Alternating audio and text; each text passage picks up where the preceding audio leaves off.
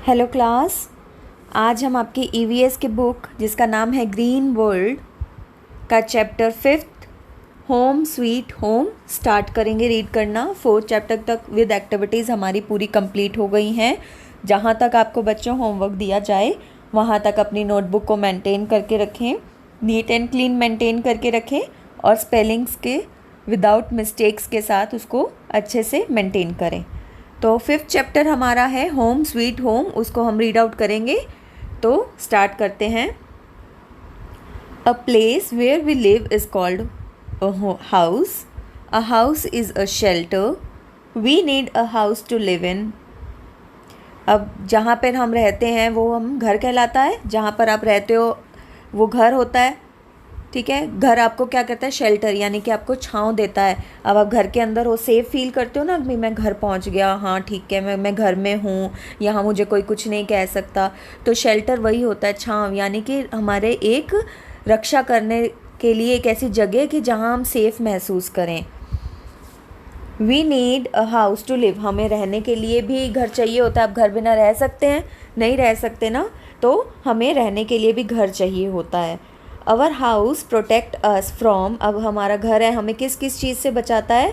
नीचे देखिए, hot summer, cold winters, rainy season, thieves, wild animals, strong winds, तूफ़ान से बचाता है, गर्मी से बचाता है, ठंडी से बचाता है, बारिशों से बचाता है, कोई चोर उचक्के आते हैं उनसे बचाता है, या फिर कोई जंगली जानवर होते हैं उनसे हमें प्रोटेक्ट करके रखता है। आप आज घर में हैं तो सेफ़ महसूस करते हैं और इन सब चीज़ों से आपको बचा हुआ रखता है आपका घर।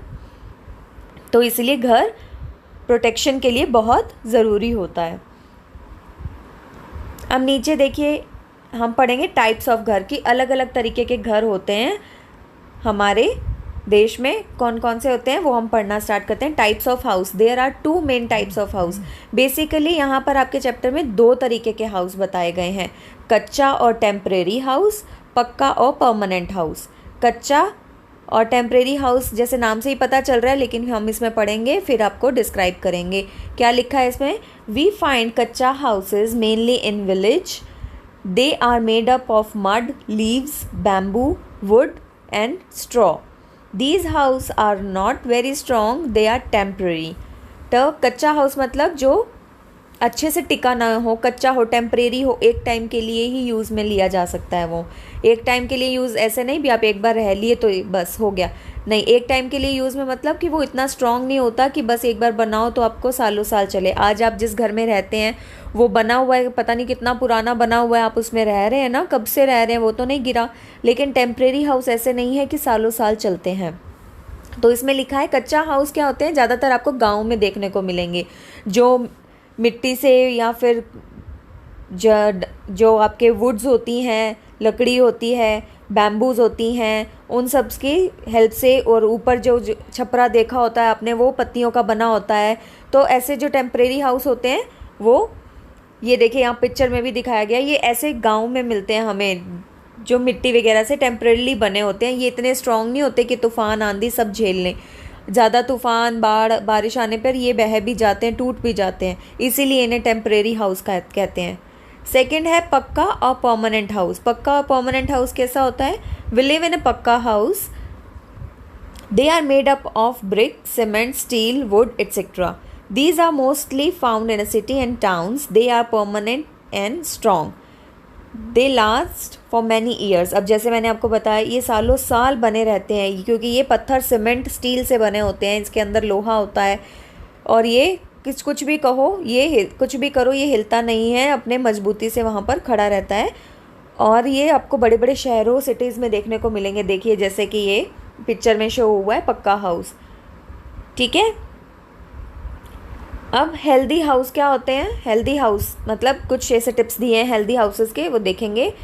The following things make a good house. कुछ ऐसी चीज़ें करने से हमारा हाउस गुड बन सकता है। लाइक जैसे it must have good ventilation.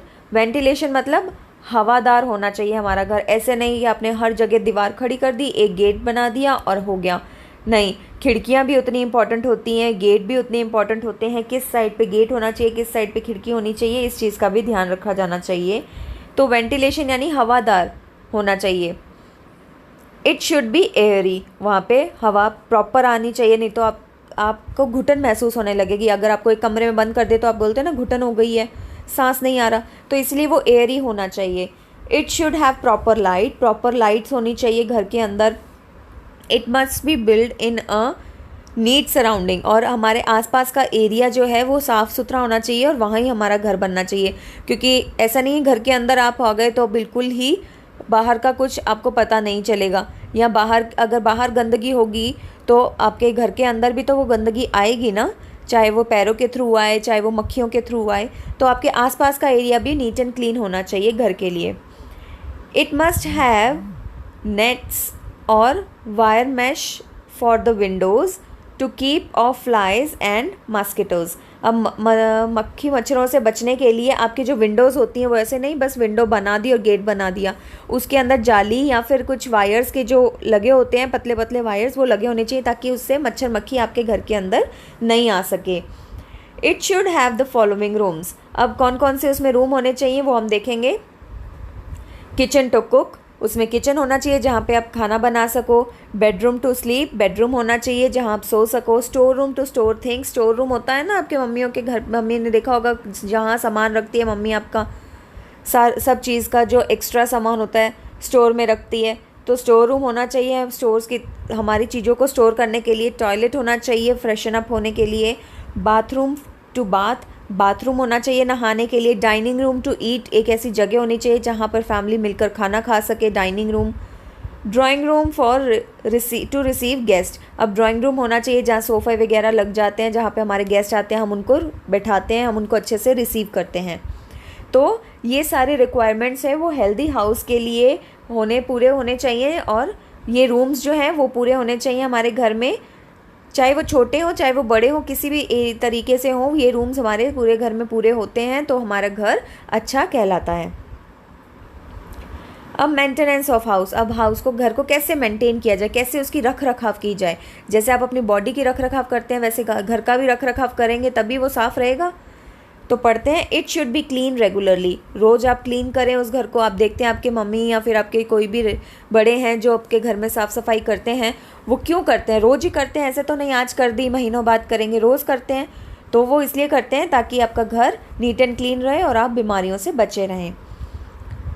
Second, आपका garbage bin must be regularly emptied and clean. अब आपका डस्टबिन जो है वो फुल हो जाता है, वो रोज़ खाली करना चाहिए और उसको साफ़ करना चाहिए। क्योंकि ताकि उसमें मधुमक्खी या मक्खी वगैरह उसमें नहीं आ सके। गंदगी जितना घर से दूर रहेगी उतना बढ़िया रहेगा। The bathrooms and toilets must be clean regularly, bathroom और टॉयलेट्स को भी आपको रोज़ क्लीन करना चाहिए। The floor of a house must be swept and washed regularly. अब फ्लोर वगैरह यानी कि जो आपका फ़र्श होता है घर का, वो रोज़ उस पर यानी कि धुलना चाहिए, रोज़ उस पर पोछा लगना चाहिए ताकि वो साफ़ रहे। It must be keep safe from mosquitoes, flies, lizards, rats etcetera. अब ये सब करने से आपका घर कैसा रहेगा, मक्खियों से, मच्छरों से, छिपकलियों से, चूहों से बचा हुआ रहेगा। तो ये नहीं आएंगे, घर अपने आप साफ़ रहेगा तो आप भी बचे रहेंगे। तो इस तरीके से होम स्वीट होम का चैप्टर हमने आज रीड आउट किया और कंप्लीट किया। ये आप पढ़ेंगे घर में बैठकर, और इसके साथ से जुड़े हुए जो हार्ड वर्ड्स हैं वो हम आपको देंगे तो आप अपने नोटबुक में करेंगे। Thank you.